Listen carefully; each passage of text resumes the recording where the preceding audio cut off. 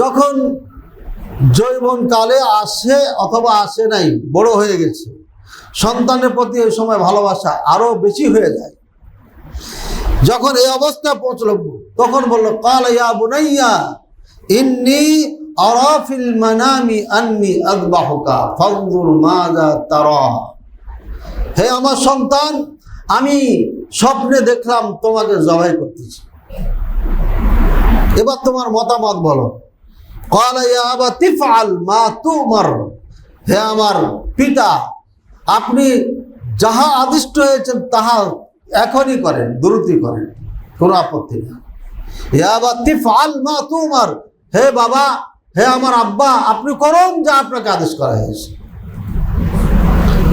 বাবা তো বৃদ্ধ মানুষ আর সন্তান যুবক, তাই বলছে সাতাজিদুনি ইনশাআল্লাহু মিনাস সাবিরিন। আমাকে ধৈর্য ধারণকারীদের মধ্য থেকে পাবেন। অর্থাৎ আপনি টেনশন করিয়েন না, আমি লাফালাফি দৌড়াদৌড়ি করবো না, আপনি আরামে জবাই করতে পারবেন।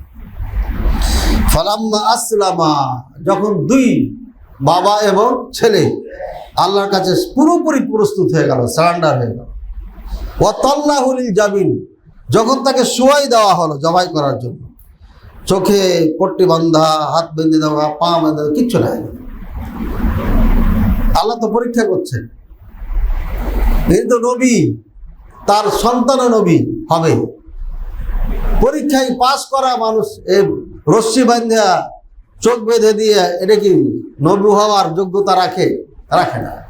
কাজে এগুলো যত বাড়িয়ে যারা বলে জাল হাদিস, দুর্বল হাদিস, এ তত আপনার ইসলামকে ক্ষতবিক্ষত করে, প্রশ্ন যুক্ত করে, প্রশ্ন মুক্ত করে না, ত্রুটি যুক্ত করে, ত্রুটি মুক্ত করে না। এই জন্য দুর্বল জাল হাদিসের দিকে যাওয়াই যাবে না, সবসময় মনে রাখবেন। তারপরে বলছেন ওয়ানাদাইনাহু ইয়া ইব্রাহিম, যখন শোয়াই দিয়েছেন এবার ছোরা চালাবেন, প্রস্তুত, সম্পূর্ণ প্রস্তুত।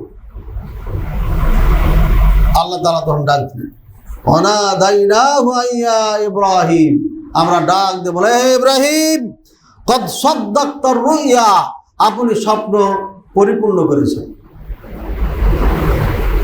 আপনি স্বপ্ন পরিপূর্ণ করেছেন, আপনি স্বপ্ন বাস্তবায়ন করেছেন। সুতরাং ইন্না কাযালিকা নাজজিল মুহসিনিন, আমি মুহসিনদেরকে এভাবেই প্রতিদান দিয়ে থাকি।